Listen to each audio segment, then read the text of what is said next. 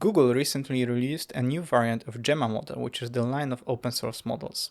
This model is very interesting because although it has only 28 billion parameters in its largest forms, it achieves better results than DeepSeek v3 and falls slightly short of DeepSeek R1. In today's video, we're gonna talk about benchmarks, how the model performs. We're gonna talk about the innovations in the model architecture, how it works. We're gonna talk about how it was trained. And lastly, we're gonna discuss how to run the model and what you can use it for. So without further ado, let's firstly jump into overview. So Gemma has 4 variants. We have from the smallest model, 1 billion size model, to the largest 27 billion model. The smallest model with 1 billion parameters supports only English and doesn't support image processing, while the larger models from 4 through 12 to 27 billion parameters support both multilingual input and image input. From what I've tested the models, 12B and 27B versions, they are fairly good at multilingual processing, even for not terribly popular languages like Polish. And the image processing part is also quite good from what people say. The biggest selling point of the model is its size compared to performance, of course, but also the fact that it can process very large context length, up to 128,000 tokens, which is very, very big size for a model of this size. And also both the multimodality and multilingual part. So Google released 2 versions for each model. We have the pre-trained model, which is trained just on next word prediction, causal language modeling that predicts the next word in the sequence. And this is the base model you can use for autocomplete, stuff like that. And we also have instruction-tuned models. So this is the assistant model that is trained to follow instructions, to respond to user queries, and to do tasks that you tell it to do. It is good that they released both variants because researchers and other people can use the pre-trained bare bones versions of the model to create their own fine-tuned versions. So it is very useful, both from the user's point of view as well as from developers' point of view. So coming to the benchmarks, this is like the main image that they shared, and it is slightly wrong, but we'll discuss it in a bit. So their biggest selling point is that this model is very small, right? 27 billion parameters. So it requires only one GPU, H100 GPU, to run. And although being much, much smaller than DeepSeek, it achieves better results in the chatbot arena score. For those of you that don't know, chatbot arena is like an independent evaluation benchmark where users are presented with a blind test of 2 LLMs output, and they are asked to judge blindly which LLM performed better. And based on number of the matches that the model wins, it achieves different score. And it is similar to how chess games are ranked. So we have this score that is like corresponding to the chess player score when players play matches against each other. The more matches they won against the better players, the higher score they get. So this is a very useful benchmark because it's, first of all, it prevents any kind of leakage, right? Between the training data and the benchmark data. That is like a huge criticism nowadays in LLMs. And in this benchmark, users can task the model with anything they want, and they judge the responses blindly. So it is sort of reflective of general use cases because it was users asked, and it is also free of predefined tasks for the model. So it prevents leakage and any kind of meddling in the results. So it is like good benchmark to take into account, although it also has some flaws, like for example that the tasks that users use are sort of only a specific part of all the applications of the models. For example, it doesn't include function calling and stuff like that. And also, when we talk about multilingual models, the majority of the users task this model in English, so it is obviously skewed towards English language. So it's just like the downside when we talk about multilingual models. But overall, like Chatbot Arena score is very good benchmark. But here's the problem that we have with this graphics, because for DeepSeek they say that this model is 671 billion parameters large, and it is true, but DeepSeek uses mixture of experts approach.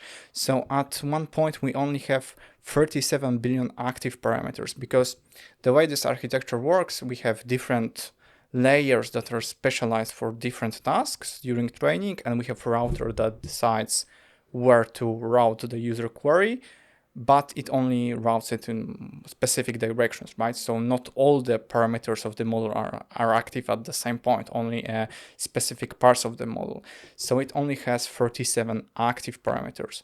Of course, you still need the VRAM in GPU to load the whole model if you want to avoid cold starts and stuff like that. So you have to have enough memory to feed the whole model.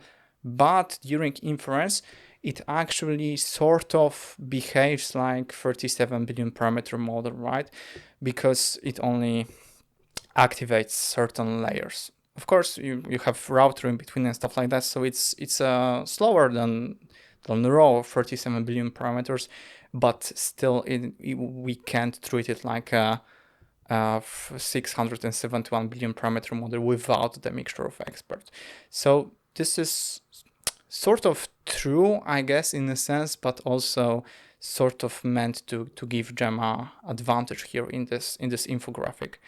But still, we also have comparison against Llama 3, which is a regular model, not using mixture of experts approach.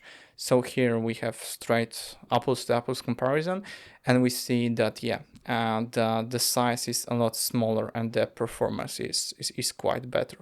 Also, between smaller models like Mistral Large, that has only 120 billion parameters, and also previous iteration of Gemma that is similar size, we see this like quite a big performance increase.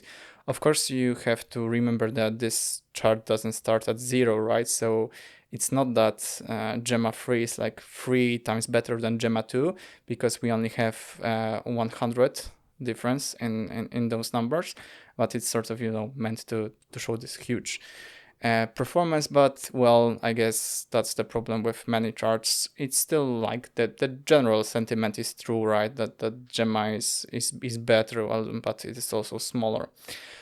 And here we have another similar benchmark shared by the authors, where we can see also where Gemma is placed, like very few parameters, very high score. So this is the same benchmark, just two different ways of representing it.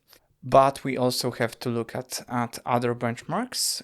We can see that, for example, on this benchmark that measures the puzzle solving extended word connections, we can see that Gemma 3 is actually falls behind DeepSeek model, and also falls behind Gemma 2 on this specific benchmark, although the gap is quite close, but technically it's worse than Gemma 2. And we can also see that on a benchmark that measures hallucinations, Gemma 3 is actually has terrible score when it comes to hallucinations, and is again worse than Gemma 2. And on another benchmark connected with creative writing, we can see that Gemma is actually quite good, although some people have pointed out that there are some things wrong with this benchmark. So again, benchmarks are hard in LLMs, and there are many things wrong with those benchmarks. So my general point of view is that you have to see for yourself, right? For your use case, it's not only like this specific story that the Gemma 3 is like almost state of the art despite being so small. It's also like different applications, different benchmarks that measure different things give different results. So you definitely have to check for your specific use case. I think this is very interesting model and definitely something you could try out. For like my opinion, when I tested the model, it is that it's quite good, especially very good for its size. And I also tested the 12 billion parameter version, and in English and in Polish. So I also tested the multilingual part. And for Polish, for other languages, I think this model is quite good, even better than stuff like Mistral and other models. So yeah, your mileage may vary. There is no one objective way to judge LLMs across different tasks. You just have to see for yourself. Like, definitely this model is interesting. So we can talk about the architectural changes, like things that are interesting within the model architecture itself. But firstly, we can have a quick recap of how transformer model works to better understand the caveats of the architecture.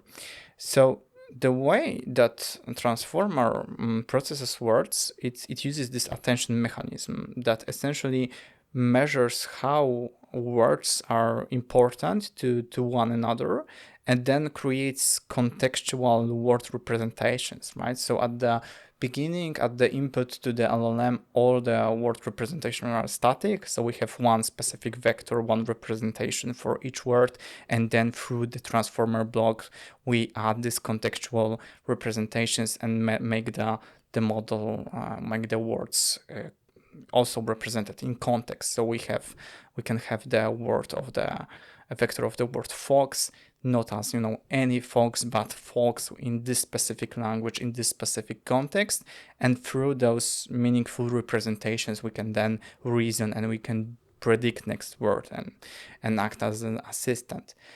So the way it works at the beginning, when we have the static words embedding as an input, we have three layers, fully connected layers, that translate those word representations, word embeddings, into three representations: query, keys, and values. And when you think of this like intelligent lookup mechanism that is essentially self-attention mechanism, query is like you query something that you search. Key is the stuff you search against, so you compare queries to keys. And then value is the value that you return. So we measure how similar queries are to the keys through this attention mechanism, and we have the attention matrix. And then based on the scores of how similar are those queries to keys, we multiply values by those scores, and then we have the contextual embeddings.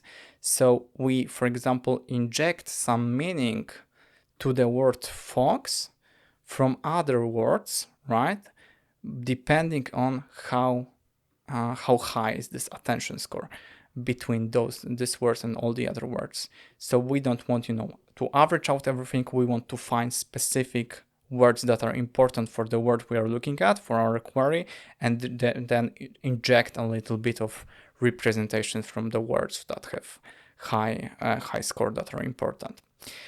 And those things at the beginning are important, right? So those are trainable parameters. So the model sort of learns how can it represent this one word as a query, but also as a key, but also as a value, right? So we have three representations of the same word, but in a different context for a different task. And we have those three matrices, those three fully connected layers that are trained during the training of the LLM to learn how to represent this word as a query, as a key, and as a value. And this when the model is trained, right, it can sort of know how to look, what to look for with regards to these specific words. So this matrix multiplication works out. So the first interesting thing when it comes to Gemma architecture is how they used local and global attention layers together. So in a standard attention implementation, every word interacts with every other word, right, in the sequence. So if we have a context of 128,000 words, those big like vectors of word, big matrices interact with each other. So every word interacts with every word, and you can see how for long context, like for example 120k words, this becomes computationally expensive very quickly. So the way to avoid that is using local attention mechanism. This is sort of interesting because firstly, like the big innovation of transformers that is used in LLMs was that it has no limitations and everything can interact with everything, and then they realized that it is like very computationally expensive. So now we're using sort of CNN-like model when we have like local context windows, but anyways, we can use this local attention mechanism where each word only interacts with words in its context window, and this context window slides as you can see here. So the model can see at most like a couple of words, couple thousands of words, depending on how large the context of this window is. But of course, it has its disadvantages that at no point in time the model can see the whole sequence. So for example, if you are using a long context and you need the model to refer this to something that was like given to it at the beginning of the message, of the beginning of the long context, it can't do that with this local attention, and it sort of loses the sense of the conversation as you go to very long conversation, because it starts to forget what was at the beginning of the conversation and so on. So the way they did it in the Gemma model is they combine those things together. So we have 4 local attention layers, and then we have 1 global attention layer, and it repeats throughout the architecture. So every 5th attention layer is a global one. So the way it works is that the author stated that it helps the model be much quicker because we have those 4 local attention layers, right? But every 5 steps, we also have a global attention layer. So we can combine all the informations that we saw again and have the model interact with the whole context. So it helps the model, still stay global and reference things from many, many words before, but also the model is able to stay quick. And from what the author stated, they showed that using this local global scheme did not hurt perplexity compared to the fully global models, and they experimented with like even 100 billion pre-training tokens, right? And it's little to no degradation in accuracy, but a huge improvement in performance. So we can have sort of like the best of both worlds when it comes to this mixed together attention, global and local. And also another interesting thing about this architecture is grouped query attention. So as we discussed in this self-attention mechanism, we can usually repeat this process for the same stack of words many times. So we not only calculate those once, but many different times. And those are called attention heads. So the only thing that is different between those different heads is the parameters of those weights right here when the transformation occurs. So it works sort of like, ensemble model when you have different attention heads specialized for different things. You can analyze those words in a different contexts. Yeah, so here we have this visual slide, right? So for the same kind of words, for the same input sequence, for the same layer, we duplicate this process many times with different queries, different keys, different values. We're using the same input words, but because those weights that transform the input are different, we are getting different vectors for queries, keys, and values. And this is called multi-head attention because there are many heads calculating attention across the same input sequence. But again, this process is computationally demanding because you have to do the same operation multiple times. And there are like many approaches to how can we improve that. There are approaches like we can have the same key and different values for a query, etc.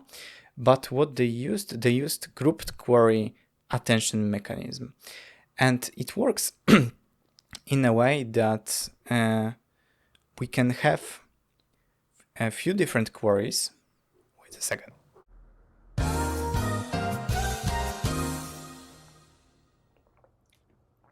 Okay, that's better.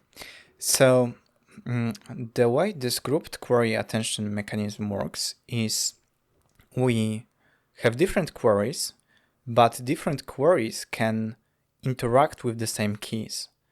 So the intuition behind this is that we look for different things, right? Because we have different values for queries, but we look in the same the same way in the same keys. So in the same word representations, we look for different things.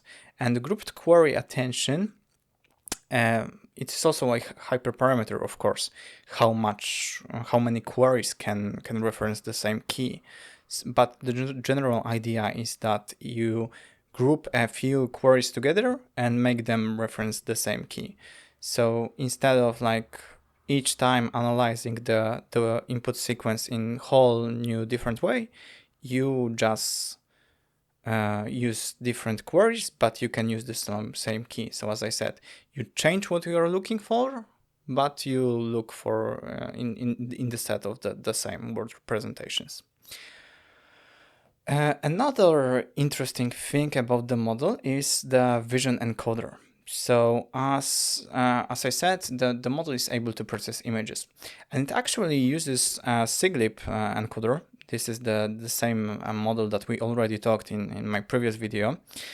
So you can go ahead and watch that video. But quick reminder, quick recap is that it is a type of vision transformer, and it was trained similarly to CLIP model, right? So using contrastive learning, so we have different images and different captions of those images, and we train this model in a contrastive fashion. When we learn, we teach the model that images and text representing the same thing should be close to each other in this vector space. So this similarity should be very high, and text and images representing different things, like not related to each other, should be far apart, and this similarity for all those other things should be low. So it is a type of contrastive learning. So we don't train the model to generate captions. We don't train any kind of classification where we have fixed set of classes like ImageNet. We train it in a contrastive ways when we contrast together image and text and teach the model if it is similar and should be close, or it is unsimilar and should be further from each other. And this is very efficient learning technique for representations. And when it comes to architecture, of course, we have vision transformer. So similarly, as we talked about the text processing and the attention mechanism that injects the representation and creates contextual representation of words, in vision transformer we are processing images, but the idea is the same. So we firstly divide the image into patches, have a straight sequence of those patches, and then through the transformer encoder the patches interact with each other, and we sort of create contextual representations for all the patches. And here we have a special class token that is added at the beginning of this the sequence that is not representing any kind of part of the image, but just like special new token. And it also interacts with all the other patches on the image, and we then use representations of this special token to do classification. And in this case, we can use representation of this special token and pass it to the language model. And the idea is that through this representation of this token should hold information about the whole image, because this is attention, right? So everything is interacting with everything else, and through the training mechanism, because we are only using this representation for the classification, we sort of tell the model, hey, you need to store everything that you need to fulfill this task of classification needs to be in this one specific vector, because the model can use only this representation. So it implicitly learns to hold representations of the whole image in this one vector, and we can later use it as an image encoder.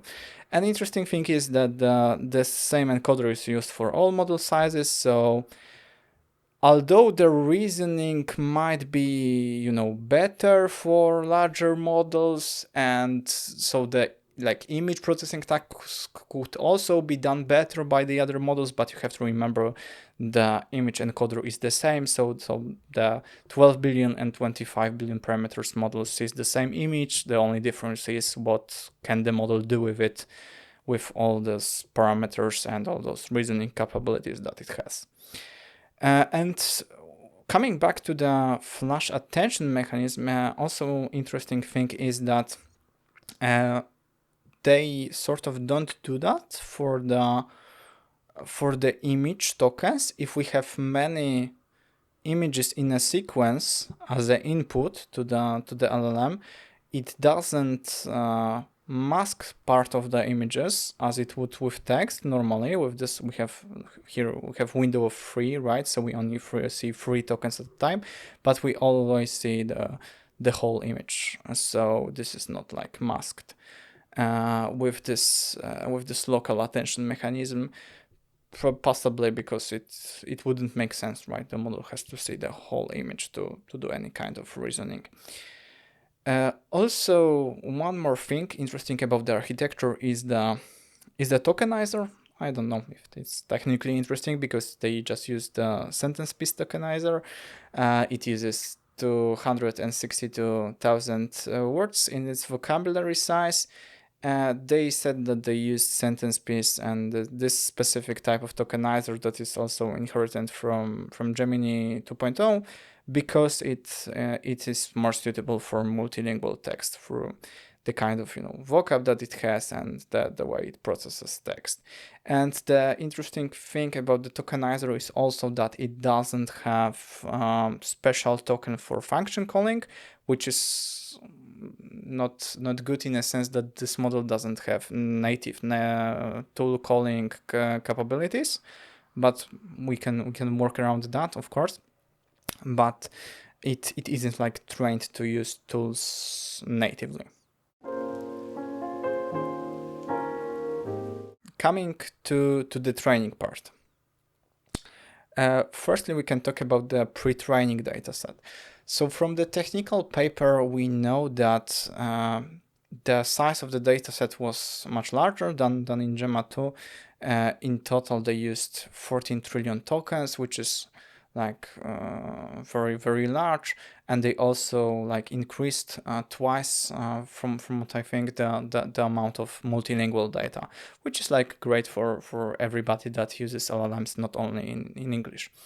But we can see this general trend here, right, across many different models, that we can, even using models of a smaller sizes, like here, we can increase their accuracy by increasing the training data set and making sure that data is high quality. So it's almost more about the data than the model itself, right? And they also did some heavy filtering. So they said they removed unsafe or personal informations. Of course, like every major player like Google Facebook, OpenAI, they take care of the safety restrictions of the model, so they don't want in their training data set also specific like things that could be harmful or biased or stuff like that. So and also personal informations, right? It would be really bad if the model spit out your social security number because it was in the training data set, which I guess technically could be possible, although very, very hard, but technically possible if it was present in the training data set.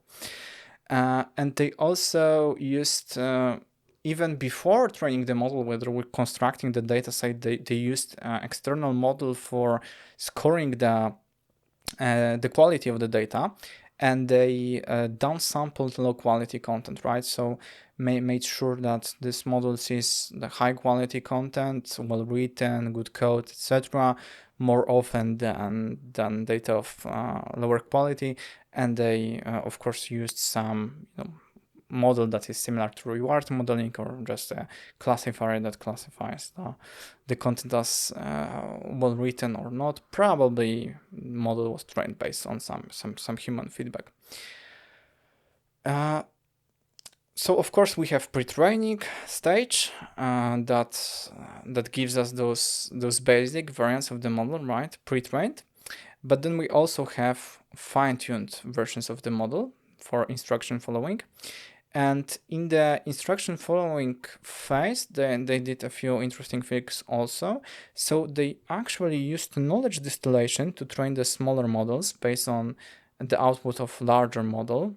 They could have used like, it's not like clearly specified, but they could have used like the 27B version of the model to train the 3B version of the model, or even use some large variants of Gemini to train the smaller models. But the way knowledge distillation works is that instead of training the model on the raw data set, you train it to mimic the outputs of the teacher model, right? So we give the same task, for example, next token prediction, to the teacher and the student model, and both models give their responses, right? So here, the larger teacher model that is already good predicted, for example, the highest probability for the word fox, a smaller probability for cat, dog, ox, etc.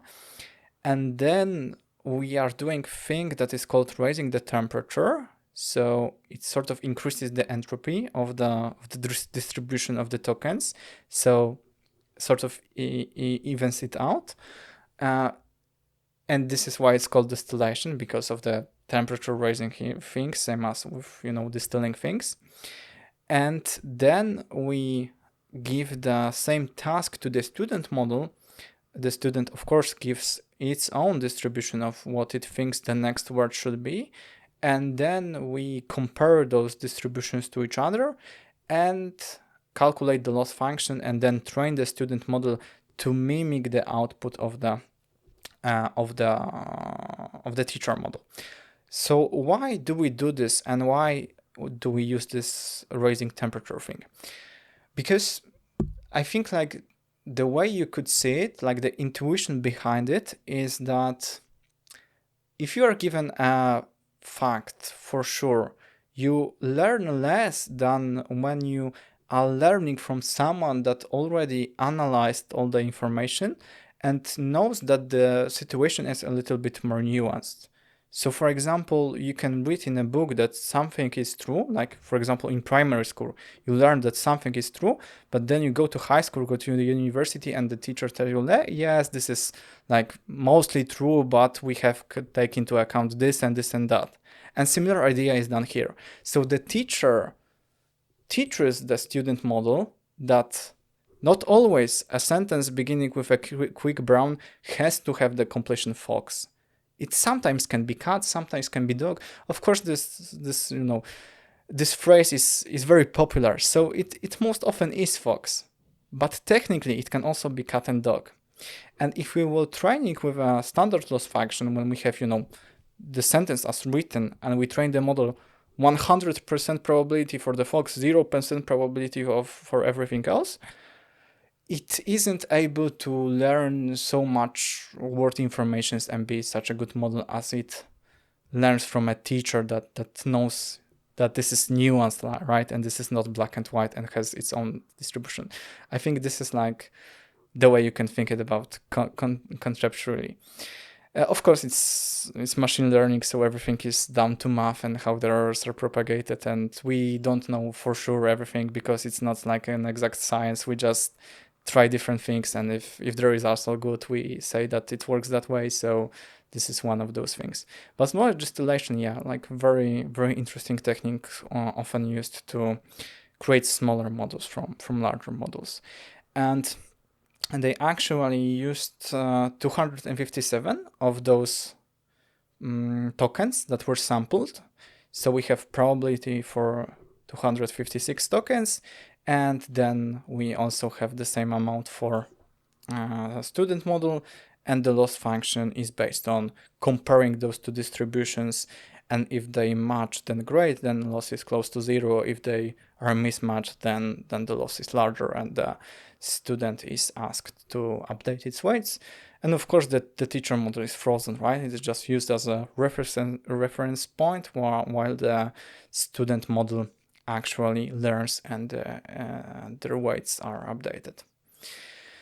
So another technique that was used was reinforcement learning fine-tuning. And of course, this is like true for most of the model nowadays, that we also have this stage after just following the instruction. We also have the reinforcement learning. This is often used. And the way it is done, we first train a reward model based on how humans judge the different output. So we give the LLM, for example, one input phrase and ask it to generate a few completions. Then the annotators, user humans, they judge different completions, how good they think they are, and give scores. And then we repeat this many, many times. And with time, we can train our own reward model to assign scores to any sequence generated by the LLM. And we train this reward model that is trying to mimic the behavior of human annotation. Why is it done? Because it's easier to judge things than to generate new things from both like conceptual and mathematical point of view. Because this is like essentially classification or regression, while LLMs are generation, right? There are like many more possible words than possible scores. So this task is easier to optimize. So we can have this surrogate model that is like just a pretext model. It's not important for the final LLM, but it mimics the behavior of humans. So it can help LLMs get better by judging their output. And this is reinforcement learning, right? Because we reinforce good behavior. So if the model generates a sequence that is highly scored, we tell it to generate more sequences like that. And if the sequence is scored poorly, we tell the model not to generate sequences like that. So it goes in a loop. And by the way, this graphic is from a very good blog post by ML6. So if you're interested in reinforcement learning, definitely check out their blog post. So how is it done in Gemma? So actually they have something what they called WARM, which is weighted average reward models. They have a few reward models that judge different things. They have human feedback, which is the one I told you about, but they also have like program execution feedback that they are able to test automatically. If the model is asked to generate code, we can check if the code compiles, if the code runs, if there are any like syntax errors, right? We can check this automatically. And also for math problems, they have ground truth rewards, right? So in math problems, there is usually one specific answer. So if the model through whatever means, whatever internal reasoning and flow arrives at the same answer that we have in the reference data, then we also give the model good score. So we have those three metrics, at least three, and then we average them out. with different weights assigned to do different kind of rewards models, right? So it is interesting because it also measures the two things that we are mostly interested in LLMs, right? The program execution and math problems. We don't really need it in everyday life, but we like to benchmark models against how well can they do math, and also math is sort of reflective of the general reasoning capabilities and stuff like that. So also we have a separate scoring function for math, but yeah, definitely program execution feedback. It is important to teach the model to generate code that is able to be executed. So we have those three scores, and then if the scores are high, right, if the weighted average is high, we tell model to generate more responses like that. The responses in this style are good. It comes to the training dataset with high sample ratio. And then if the scores are low, it comes back to the training dataset, even could be with negative like probability, or could be discarded from the dataset, or whatever. So we the authors have stated that they want to measure different things like helpfulness, harmlessness. So we also have reward models connected to that, but they all generate this specific score. A last interesting thing about the training mechanism is that what I already told you. So there is no specific tool call token.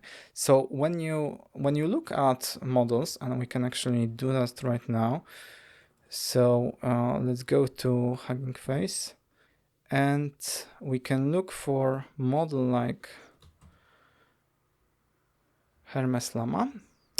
And then we can look at the tokenizer, and we can see that we have this added token decoder, right? And we have those special tokens. So those are tokens that do not represent like any specific words, but are special added to the model to control its behavior, similar to end of text. So the model learns when to stop generating sequence, right? When beginning of text, to indicate that this is like the end of the prompt, and now the model should start generating. And all those tokens are useful for different things. And in quite a few modern LLMs, we have specific tokens for tool calls, as you can see in Llama here. So the model can learn that it asks us, the execution, the program, to use a tool.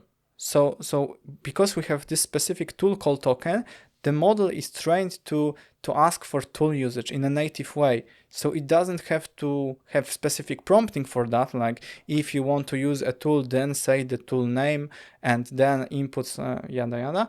You have, like the authors have designed the way to do this. You generate this token, then you generate the name of the tool. Then you can, for example, generate input params, and then you have tool response token that indicates whether we start feeding the LLM the response of the tool, and then it knows that it's tool response and it can reason over that. So Gemma doesn't have that, right? So it doesn't have this specific tool call token, but it doesn't mean that it can't use tools, because for example, one user on Reddit has posted a post of workaround for Llama. When you include it in the prompt, right? So you say in the prompt that you can call functions to assist you, and you have to give this specific format of tools, and use the XML tags for this, and you have access to these tool names. So you essentially have this in the prompt then. But if the model wasn't trained in tool calling in a native way, it is possible it can make mistakes, especially for a model of such small sizes. It can struggle with tool calling, but from what I have seen, like people find a way, and with these prompts it mostly works okay. So, but the interesting thing from the architectural point of view, why they didn't use the tool calls tokens, I think they were asked, the authors, and they said like, It works if you give it specific prompts. So why should we? Uh, yeah, I think it would be slightly better if it had like dedicated native, because then everybody has to design their own like ways of the model to call the tools, and some will work better, some will work worse. There's no consistency, and if they told like this is specific token for tool calling, the behavior would be better. So yeah, this is it when it comes to training and architecture. So like obviously it's meant to be run locally, right? Because it's at most the size of one H100 GPU. But if you don't have access to GPU of that size, you can also just play around with the model online. You can use Google AI Studio. They have Gemma 327 billion version in there, and it's free for like they have a specific tier limit that is free. So we probably already have Google accounts, so we can just go there and play with the model. And if you like it and have the dedicated hardware, you can run it locally. Unfortunately, you can't run the smaller model sizes, so 12B and 4B for this, but you can do that in OpenRouter, for example, which is like the website that groups together many different models. And you can see that you have all the variants of Gemma here, and they're also free. And 27 billion version is of course run by Google AI Studio, but if we go, for example, for the 12 billion version, it only runs through Shoot. I don't know what that is, but apparently they offer Gemma free at 12 billion, which is great. And with OpenRouter, you can like chat with the model, but you can also use this by API, and it has the same API for all the models, so you don't have to worry about, different kind of API restrictions for different models. So OpenRouter, if you want to play around with the smaller models, see how that works. But of course, yeah, you can use the Ollama to run them. There were some issues, but I think it should work right now. So we have all the variants in Ollama. You can just install Ollama, then run Ollama Land Gemma 3, and it defaults to 4 billion parameter models, right? But you can also choose the 12 billion and 27 billion version. And when you look here, you can also see, because those are quantized actually. So you have like Q4, so you have the smaller version of the model, but you can also test it in almost full precision, like 16 FP16. You can run it also like that. Just one command. Just remember, it gives you how much the model uses on disk, and it is a good estimation also of how much VRAM do you need. So you can choose the model that is able to fit your GPU. It can also be, of course, run on CPU, but it will be slower.